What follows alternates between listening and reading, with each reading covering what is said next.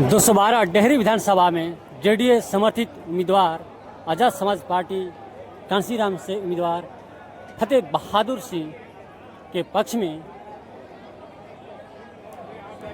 चंद्रशेखर आज़ाद रावण ने अकड़ी गोला के प्रेमनगर में जनसभा को संबोधित करते हुए इन्हें विधानसभा भेजने की अपील की और इन्होंने कहा कि ये एक संघर्षशील जमीनी नेता हैं, इनकी हाथों को मजबूत कर विधानसभा में भेजने की कार्य करें। और इन्होंने क्या कहा, बने रहे वीडियो में और आप अपना कमेंट भी दर्ज करें। केंद्र में मोदी जी की बंधन नहीं चाहिए। बंधन होगा तो मुसलमानों का बराबरी का दर्जा देगा, जिसे मुसलमानों को स्टेज पे जगह देगा, मुसलमानों को सत्ता के आधार पर संगठन में जगह देगा। और इस ध्रुवीकरण के सियासत में अगर किसी पार्टी ने प्रदेश की कमान किसी नेता किसी मुसलमान को दी है तो वो आपके सामने खड़ा है। इसका भी आप ध्यान रखिएगा कि भाई चंद्रशेखर आजाद जी को हाथ को मजबूत कीजिए। अगर आपने दिल्ली से मेरे भाई फतेह बहादुर जी को भेज दिया जो विचारधारा पे चलते हैं, तो कम से कम डिग्री की तरफ से इत्मीनान की नींद आएगी कि एक नेता है जो आपका ध्यान रखेगा। मैं ज्यादा वक्त नहीं लूंगा, मैं भी आप ही की तरह भाई चंद्रशेखर आजाद जी को सुनने के लिए पीछे पीछे दौड़ता हूँ। तो मैं बहुत धन्यवाद करता हूँ। जय भीम, खुदा हाफिज। के साथ है मैं आप लोगों के सामने दो तीन बात रखना चाहता हूं।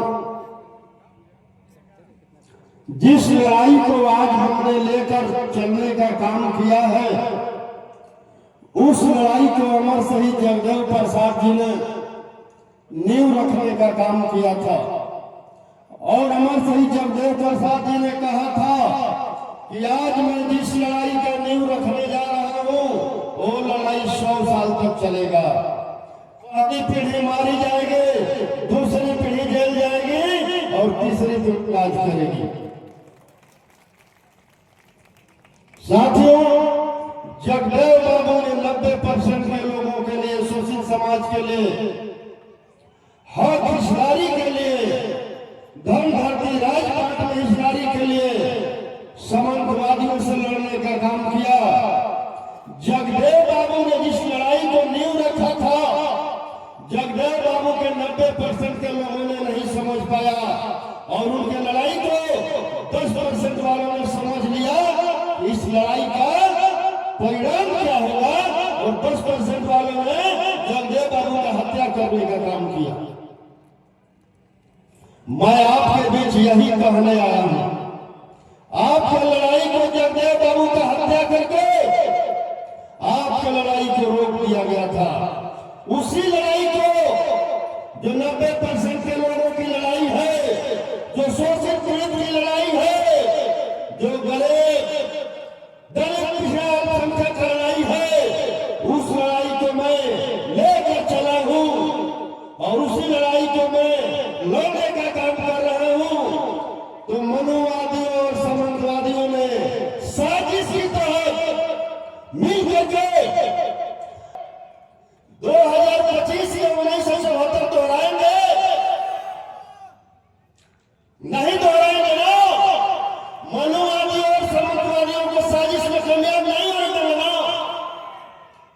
तो आप लोग क्या करेंगे? इस लड़ाई को जारी रखने के लिए डेहरी विधानसभा से 90% का जो लड़ाई लड़ रहा है उस प्रत्याशी को भेजने का काम करेंगे। आप लोग तैयार हैं? आप लोग तैयार हैं? हम लड़ेंगे और जीतेंगे। एक आग्रह हमारे डेहरी विधानसभा के अपने वोटरों से है कि मैंने पूरे 5 साल डेहरी विधानसभा में अमन चैन शांति कायम रखने का काम किया है। आप लोगों से आग्रह है हमारे डेहरी विधानसभा के मतदाता भाइयों कि डेहरी विधानसभा को बर्बाद होने से बचा लीजिए, डेहरी विधानसभा में अवैध धंधे चलने से बचा लीजिए। आपको पता है हमारे विरोध में जो उम्मीदवार है उनका धंधा क्या है और उनका गरीब पिछड़ा दलित अल्पसंख्यक के प्रति उनका विचार क्या है। दोनों तरफ ही आरएसएस का उम्मीदवार है, एक तरफ डायरेक्ट है, दूसरा तरफ इनडायरेक्ट है या नहीं है? तो क्या आरएसएस वाले को आप साजिश में कामयाब होने देंगे? तो मैं आप लोगों से आग्रह करता हूं कि जगदेव बाबू की लड़ाई को समाप्त मत होने दीजिए।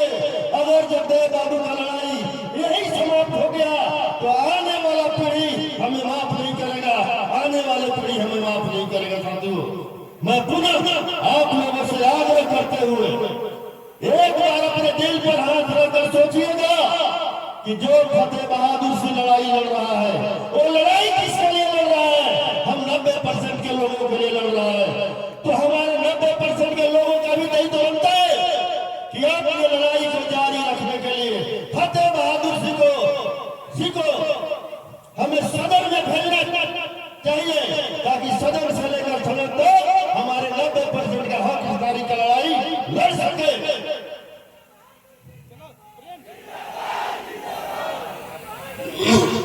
आप लोग बताइए, इस लड़ाई को हम जीतेंगे ना?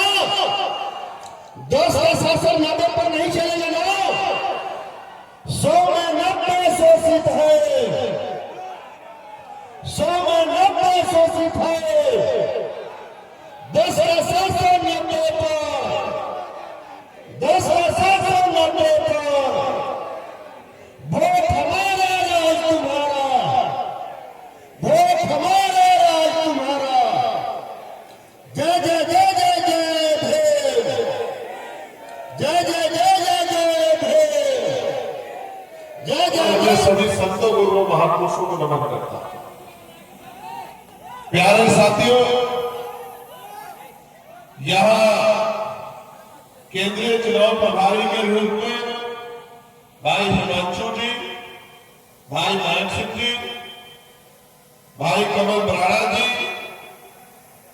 हमारे लोकप्रिय प्रदेश अध्यक्ष जवाहर आजाद जी, भाई मुबारक अंसारी जी, धनंजय यादव जी, भगवान सिंह जी, अमर ज्योति जी, दीपक कुशवाहा जी, धन्यवाद करता हूं। और मैं सबसे ज्यादा धन्यवाद करता हूं बहुत बड़ी संख्या में यहां पहुंचे हमारे माओ बहनों का, अभिभावक के रूप में पहुंचे बड़े बुजुर्गों का, नौजवान साथियों का। हमारे साथियों, ये चुनाव है, चुनाव का मतलब चयन करना, चुनना। और आपके साथ में बहुत सारे प्रत्याशी, लेकिन मैं जहां तक समझ सकता हूं कि अगर कोई आपका भाई है जो चुनाव के बाद भी आपका, क्योंकि बुरे समय में आप उनको ताकत दे रहे हैं, कमजोर समय में उनकी ताकत बढ़ाने काम कर रहे हैं, अगर चुनाव के बाद आपके बीच कोई खड़ा रहेगा तो वो भाई फतेह बहादुर सिंह है, जो आपकी आवाज बन के आपकी लड़ाई को लड़ने का काम करेगा। प्यारे साथियों, जब राजतंत्र था और राजा महाराजाओं से सत्ता छीनी और लोकतंत्र के जरिए जनता के हाथ में आई, तो जो राजकाज कर रहे थे उनको बड़ा धक्का लगा। उनको लगा वो गरीबों के बीच के लोग नेता बन जाएंगे और लोकतंत्र में इतनी शक्ति है कि राजकाज उनके हाथ में चला जाएगा। तो उन्होंने षड्यंत्र किया, और षड्यंत्र ये था कि वोटों वाला नेता न बन जाए, इसलिए नोटों वालों को नेता बनाने का इंतजाम किया गया। इसलिए पैसे आधारित चुनाव होते और खूब जमा के पैसा, दम लगा के पैसा पानी की तरह बहा जाता है। लेकिन बड़ी चिंता होती है कि चुनाव में पानी की तरह पैसा बहाने वाले दल, उनके नेता, उनकी पार्टियां चुनाव के बाद इन गरीबों का असर क्यों नहीं पूछती, इनकी गरीबों की आवाज क्यों नहीं बनती, गरीबों के दुख तकलीफों को क्यों नहीं दूर करती, इनकी गरीबी खत्म करने का काम क्यों नहीं करती। इनके पास चुनाव में इतना पैसा होता है पानी की तरह बहाने के लिए, चुनाव के बाद उनको स्वाद क्यों सूख जाता है, जब गरीब भूखा सोता है, जब इलाज की कमी के कारण किसी की जान चली जाती है, बनते हैं जब जाति धर्म के नाम पे हिंसा होती है, लोगों को मारा जाता है, जब तमाम तरह की परेशानियां लोगों की जिंदगी में आती है। आज मैं आ रहा था, मुझसे पीछे Bharatiya Janata party NDA alliance की एक रैली है, बहुत साधन संसाधन लगाए हैं, फिर एक और पार्टी में बहुत सारे कार्यकर्ता जुटे हुए हैं, यानी कि हर पार्टी जोर लगा रही है। क्यों? कि वो अपने नेता को जिताकर भेज दे, और जिनकी संख्या ज्यादा होगी उन्हीं के हाथ में राजकाज होगा, ताकत बढ़ेगी। वो अपना काम कर रहे हैं समाज साथियों, और आप लोग अपना काम करो। वो अपने लोगों को ताकत दे रहे हैं, और आप अपने लोगों को ताकत दो जो आपकी लड़ाई को लड़ना चाहते हैं, आपके बाद करना चाहते हैं। आप अगर नहीं जाते, अपने इतिहास नहीं पढ़ा तो पढ़ लो कि अगर बाबू जगदेव के साथ ऐसे नेता इस प्रदेश में जी जाते जिनकी धाक उत्तर प्रदेश की गलियों में भी थी, तो मैं लिख के आपको देता हूं कि आज भारत की राजनीति बदल गई होती, और यहाँ हर गांव का व्यक्ति खुशहाल हो जाता, हर घर तक रोजगार जाता, और ग्रामीण क्षेत्र में ग्रामीण आमदनी, ग्रामीण आर्थिक व्यवस्था इतनी मजबूत हो जाती कि पलायन करके यहाँ के व्यक्ति को किसी दूसरे प्रदेश में जाकर ना अपमानित होना पड़ता, ना अपने परिवार से दूर रह के रोटी के लिए संघर्ष करना पड़ता। 8 घंटे पहले मजदूरी करके खूब पसीना बहा के तब जाके रोटी ईमानदारी की सम्मान की रोटी मिलती है, और इस बिहार में 75 साल से आप लोग जूझ रहे हैं। परसों कल जब मैं आ रहा था, एयरपोर्ट में कर्मचारी मुझे मिला, नहीं सकता इतनी इनकम नहीं है, और अगर ट्रेन से बस से जाऊंगा तो 2 दिन मेरे बच्चों को खाने को क्या मिलेगा, मेरा परिवार नहीं रहता। मैं आपको ये कहना चाहता हूं, गरीब नहीं है बिहार, ये तथागत बुद्ध के ज्ञान की धरती, जो लोकतंत्र की जननी है, जिसने लोकतंत्र को जन्म दिया है, जिसने देश को क्रांति का बिगुल बजा के दिया है, जहां से बड़ा नेतृत्व निर्माण हुआ है, यह आंदोलन की धरती बिहार गरीब नहीं है। यहाँ के नेताओं ने लूट के अपने घर भर रखे हैं। इसलिए आपसे कह रहा हूं कि एक व्यक्ति, एक वोट इंकलाब के लिए होना चाहिए, एक वोट बदलाव के लिए होना चाहिए, एक वोट अपनी गरीबी, बेबसी, लाचारी को खत्म करने के लिए होना चाहिए, और एक वोट सामंतवाद पे, मनुवाद पे, अंधविश्वास पे चोट के खातिर होना चाहिए। और जो लोग इस राष्ट्र की परिकल्पना को बदल के, यानी कि समतामूलक राष्ट्र को संविधानवादी राष्ट्र को बदलकर और अन्य राष्ट्र बनाने की बात कर रही है, चेतावनी है मेरी उन तमाम वर्गों के नेताओं के मन से कि जिस दिन इस देश का सोया हुआ गरीब, पिछड़ा, मुसलमान, आदिवासी जाग गया, तो चोर लुटेरा उस दिन भाग जाएगा। मेरी बात को आप याद रखना। ये माए जो सर पे 10-10 सीटें उठा के बड़ी बिल्डिंग बनाती है देश की कोने कोने में जाके, जिस दिन ये माए जाके अपनी वोट के वैल्यू को समझ लिया, वोट की ताकत को समझ लिया, वो दिन दूर नहीं है, वो दिन दूर नहीं, वो दिन आएगा। और इस बार आपके पास मौका है, 11 तारीख को वोट पड़ेगा। एक वोट बदलाव के लिए होना चाहिए। यहाँ एक वोट सामंतशाही मानववादी ताकतों को, आखंडवादी ताकतों को जमी दर्ज करने के लिए, और मेरे भाई फतेह बहादुर सिंह जी को कामयाब बनाने के लिए दोनों हाथ आगे बताओ, उनकी मदद करोगे नहीं करोगे? मैं किसी विधानसभा में 2 बार नहीं गया, मैंने आपसे पहले भी कहा था। मैं इसी ग्राउंड में दूसरी बार क्यों आया हूं आपको पता है नहीं पता है? मैं और हमारे अलायंस के साथी जोर लगा रहे हैं कि अजमाए हुए को अजमाओगे तो वही मिलेगा जो मिलता है। अब तक आप ठगे जाते रहे हो, इस बार ठगना नहीं है मेरे भाइयों।